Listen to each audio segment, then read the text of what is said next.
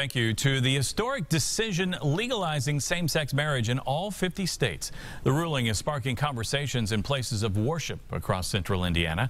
RTV6 State House reporter Katie Hines talked with faith leaders of different denominations about the impact this historic ruling will have on organized religion. Katie.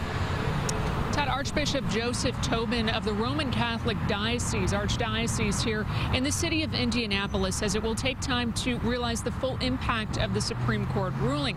But one of the questions that remains is how this decision will be applied to other settings, including Catholic school classrooms, and what impact, if any, it could have on issues of religious freedom.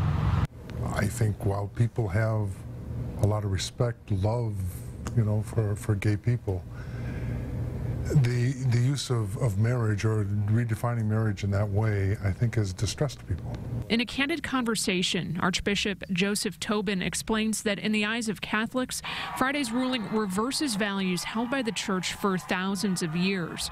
He sees no immediate impact on religious freedom, but points to a growing tendency to privatize religion. So you can believe whatever you want, but just keep it to yourself, and you can practice your religion as long as it's within the four walls of your church, your synagogue, your mosque.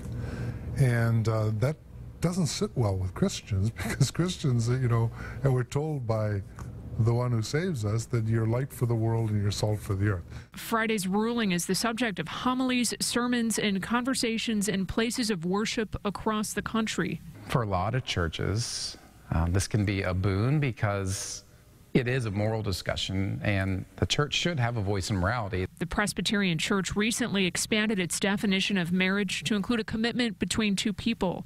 Individual churches have the choice to perform same-sex marriages, a decision Pastor Sean Coons and his staff at Fairview Presbyterian Church will make tomorrow night. He doesn't interpret the ruling and Religious Freedom Act as requirements, but rather options for churches. I don't want the government coming into my church and telling me how to worship, how to practice our faith, but I don't believe the churches should go into the government and say, well, because my religion says this is how you should be.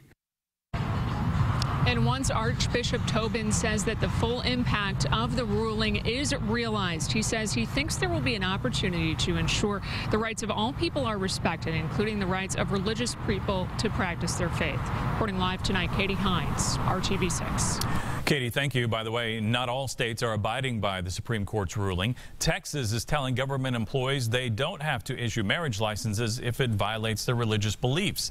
Alabama's Supreme Court Chief Justice says the ruling won't take effect in his state for 25 days.